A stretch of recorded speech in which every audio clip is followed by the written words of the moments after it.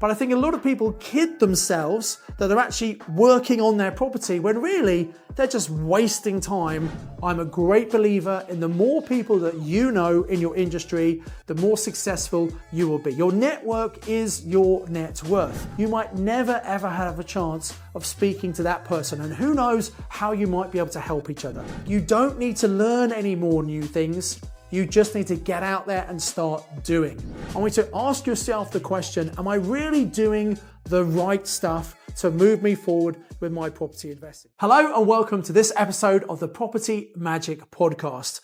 And this is actually part 2 of a 3-part series in which I'm talking about how to become really successful with your property investing.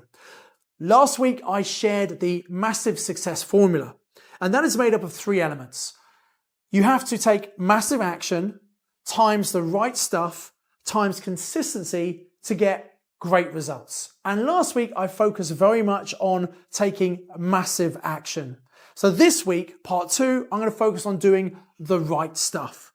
And I'm going to do that by explaining what are some of maybe the wrong things I see people doing that you want to avoid, and almost do the opposite to make sure you're doing the right stuff. So what are some of the things that people do thinking they're moving themselves forward on their property journey, but it's probably not actually helping them? I'm going to talk about a couple of different areas. The first one I want to talk about is social media. Now, a lot of people spend time looking at Instagram, Facebook, looking at other people in the property world, and in a way that might be good to get some ideas and some inspiration. But I think a lot of people kid themselves that they're actually working on their property when really they're just wasting time on the social media platforms. And you know you're wasting time if you're spending a huge amount of time consuming the information rather than creating the information. You see, I think social media used correctly can be incredibly powerful for your property investing. By documenting your journey, by sharing what you're doing with other people, and you're not showing off, you're not boasting, you're just sharing what you're doing, which is what social media should be all about. You can attract people to you who might have deals, they might want to joint venture, they might have properties they want to get rid of. So by putting the right time and effort into your social media and creating content instead of consuming content, is going to help you move forward much further with your property investing. Now, the other thing people do in the attempt to get good at property investing is they go to lots of network meetings. And I founded the very first networking in the UK for property investors back in 2003. I called it the Property Investors Network. It was just one meeting initially in Birmingham, then we spread around the country, and now there are 45 plus meetings around the country every single month.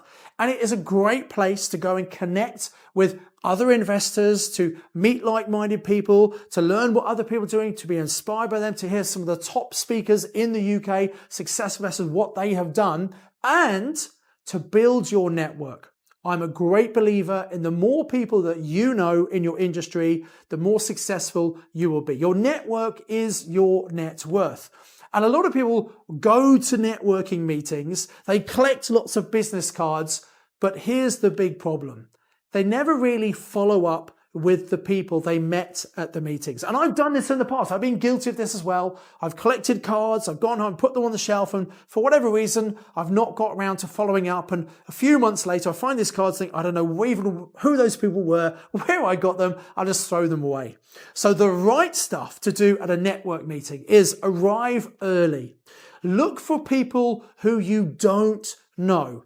Another mistake people make at network meetings is they're speaking to just the people they know. And of course, you want to say hello to the people you know, people you're friends. But the whole point is to grow your network by speaking to people you don't already know. So the right stuff at a network meeting is looking for the people you don't recognize, pushing that comfort zone, going and talking to those strangers, which, by the way, is acceptable at a PIN meeting because everyone's got one thing in common, which is an interest in property. And sometimes people go to a network meeting and for whatever reason, they never ever go back. So if you don't speak to the new people who you don't recognize, who you've not seen before, you might never ever have a chance of speaking to that person. And who knows how you might be able to help each other. So you should speak to people. Also, you should collect their details and give them your details. Then, and this is the important point, you want to schedule a follow-up call. Now, you could meet face to face, but a really effective use of your time is doing a 20-minute Zoom coffee. So in the morning, in the afternoon, when you normally have a bit of a tea break, arrange a meeting. You literally both get a cup of tea. You're on there, on camera, watching each other, having a cup of tea, just getting to know people. And you limit it to 20 minutes. Great use of your time. If you don't get everything covered, you might want to have another follow-up. And when you see them at the next network meeting, you could say hello to them again, but obviously remember, you want to go and speak to new people. This is the right stuff in terms of how you grow your network. The other thing people do, they spend a lot of time watching YouTube videos, listening to podcasts and going to webinars, building their knowledge. And you absolutely need to know what to do. But there comes a point when actually you don't need to learn any more new things. You just need to get out there and start doing. You know, the most successful people I know are people who've come and done our training. They then just go and do it. And while some people wait until they think they've got all the knowledge and all the answers, the smart people, they've got some knowledge, they go out and they implement that. And they know they don't know everything. They know they might get stuck. They need to check in and get some help, but they're going out. And actually by implementing the learning, that's where you get the true learning. The experiential learning is worth far more than you will learn from watching a video or even attending a training course. The other thing with watching all the free content online is sometimes there's almost too much information and it can be a bit overwhelming. So the reason people invest in themselves and go on a training course, and by the way, investing in yourself is the very best investment you can make, followed very closely by obviously investing in property. But the reason people do that is because when you go on a paid training event, if the trainer is good, the company's good, they will take all the information and they'll boil it down into a step-by-step, crystal clear plan for you. And rather than having to work it out for yourself, which is, by the way, the wrong stuff, the right stuff is to follow a proven plan which other people have followed and other people have got great results. And if it's people like you have achieved those results, there's no reason why you cannot achieve those as well. So I've touched on 3 areas here, 3 areas where people think they're moving forward in their property journey by spending time on social media, going to network events, lots of free online training, but actually it may not necessarily be the best use of your time and it's not really moving yourself forward. So I want you to be really honest and ask yourself a question. In those 3 areas, are you really making the most opportunity, or are you kidding yourself that you're moving forward with your property journey? And I get it. I know that investing in property can be a very scary thing. After all, you're making a big financial commitment, a big decision. And sometimes people do all sorts of things to put off that actual decision of going to look at properties and, God forbid, having to make an offer and negotiate and actually get a deal done. And it's sometimes easier just to spend time on social media, watching YouTube, thinking you're making progress, when in reality, you're not. So hopefully this episode of the Property Magic Podcast, I want it to be a wake-up call for you. I want you to ask yourself the question, am I really doing the right stuff to move me forward with my property investing? Because if you're not, maybe just a few small tweaks, a few of the small changes I've suggested on this short episode of the Property Magic Podcast will be enough to change direction and help you become a far more successful investor.